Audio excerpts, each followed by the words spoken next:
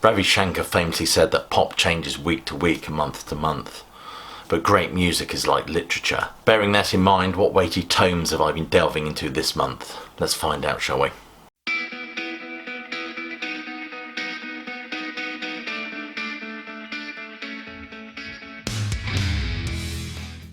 Welcome classic rock fans to a new series called On the Turntable, where I detail 5 albums that I've had on repeat play in any given month.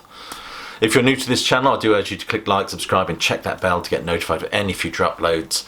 And if you appreciate the work that goes into these reviews, I do urge you to check some of the links below this video for ways you can support me and the work done here at Classic Album Review. Become a Patreon. There's a fine body of work on my Patreon now.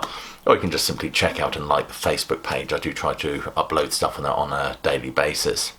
Anyway, these albums are not presented in order of preference, just as they come. These are the 5 albums that I've just haven't been able to stop listening to this month.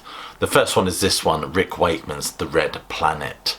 This album is his first proper instrumental prog foray for a number of years, and he tries to recapture that wonderful 1970s conceptual opus defined by albums such as The Wives of Henry VIII, Journey to the Centre of the Earth, and King Arthur, of course.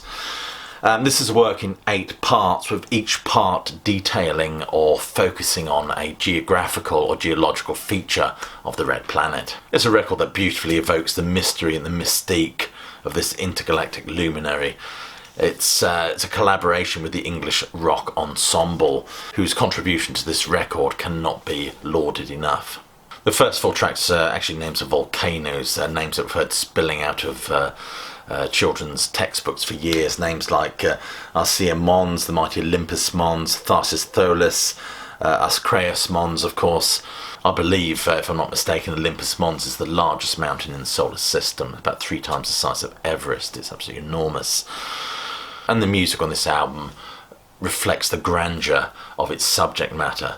But unlike Mars, it's music that has an atmosphere that really does sustain the listener.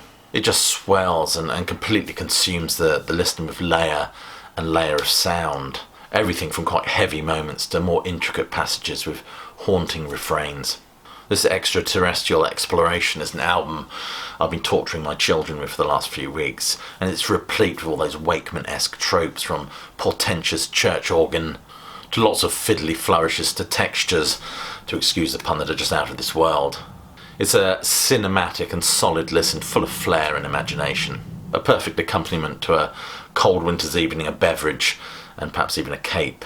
The next album that's been receiving considerable attention from yours truly is this one, the Foo Fighters' Colour and Shape, from 1997, I believe. I've been listening a lot to this band since I bought Medicine at Midnight, their last album, which I'm really beginning to enjoy. I thought I'd check out in more detail some of their older albums.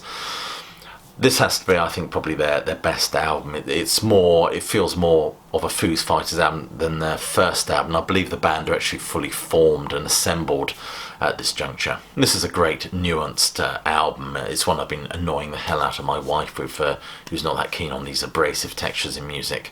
I read some of it. This was originally meant or conceived of as a concept album.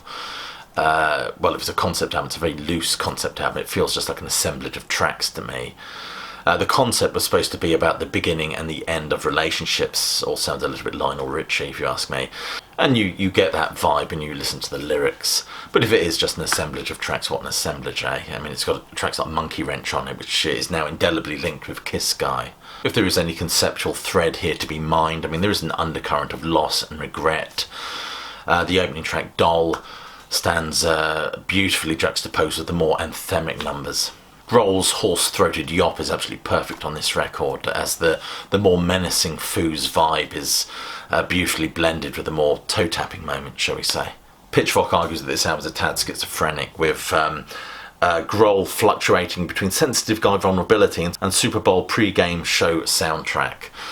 I have to say my son loved this album, but he's really beginning to enjoy, unlike my wife, beginning to enjoy the more abrasive textures of music. He's got a bit of a thing for AC/DC at the moment. The next album that I've been listening to is this one, Fleetwood Mac. It's a brave, strange album.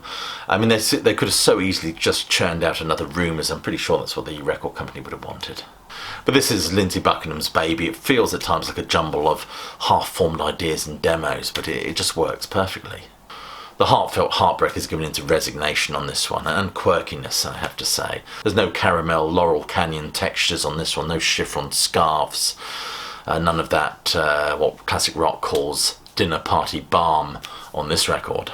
It is an arty affair, and as such it's left itself wide open for more of a critical lacerating. It's an album informed more by punk and new wave than the smooth mid-American radio-friendly pop. As I said at the beginning, this is very much Buckingham's baby, and he was responsible for 9 out of the 20 tracks, I believe, and was very hands-on in terms of the production and the mixing. This is his magnus opus, or magnificent octopus, as Baldrick might say. This is his smile. The next album on my listening list, I just love alliteration. The next album on my listening list is this one, Tom Petty's Wildflowers. It's an album that very much depicts a midlife crisis, something I can fully sympathise with. It's imbued with longing and despair. In fact, Tom Petty himself said, "My personal life came crashing down and it derailed me for a while, but I was at the top of my game during this record, and my word, it certainly shows." It's a disparate and eclectic mix of folk, country, pop, blues. There's something for everybody on this album. And in the words of Tom Petty, it fluctuates between a memory and a dream. It is an album that is perfectly emblematic of Petty's mindset at the time. In fact, Pitchfork has said it's like a man digging through his consciousness as one would ransack a room to find a small lost object. And I have to say it, I love Rick Rubin's work on this album. I know he's, as a producer, he's very hit and miss for a lot of you, but he's more hit than miss for me. I love the atmosphere of this album. It beautifully creates that pathos of Neil Young's After the Gold Rush. There's even a smear of blood on the tracks here, Dylan's masterpiece, of course. I even like the disc of demos that we get with this edition. They feel more naked and more vulnerable, if that's possible. So Wildflowers has bloomed into this gorgeous array of colour and is now available in expanded form. And in the words of Consequence of Sound, it's a nomadic record full of bittersweet comings and goings. The next album, which I do not own a physical copy of, is Murder Ballads by Nick Cave and the Bad Seeds. Nick Cave, referred to as the Goth Sinatra by Rolling Stone, has presented us with this deliciously macabre collection, all built around the concept of death, and violent death to boot.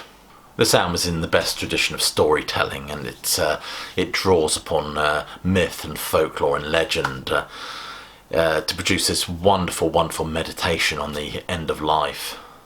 On this album we get sensual duo he does with PJ Harvey, Henry Lee, and it's also famed for the duo he did with Kylie, Where the Wild Roses Grow, a song that was borrows from the traditional, which was called The Willow Garden. All these songs are very visceral in their execution, and no pun intended, and they barely contain the more manic, deranged elements of Nick Cave's art. I mean, these songs are so compelling to listen to, one feels almost a little bit ghoulish for simply enjoying this album. The New York Times has said that Nick Cave meticulously creates a macabre fable and then distills it into a single image of death, and the whole thing is topped off, rather ironically I have to say, with a version of Dylan's Death Is Not the End. Nick Cave described this as a jokey little punctuation mark.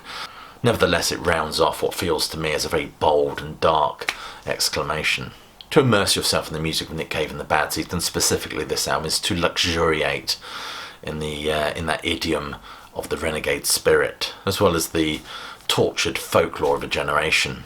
Anyway, you've been listening to an episode of On the Turntable. If you've enjoyed this, do check out some of the links below this video. As I've said, do share this video as well, share the love. It just leaves me to say, as I always say at the end of my videos, I hope you're all staying warm, keeping safe, but more importantly, sounds like a Nick Cave moment, but more importantly, you keep listening.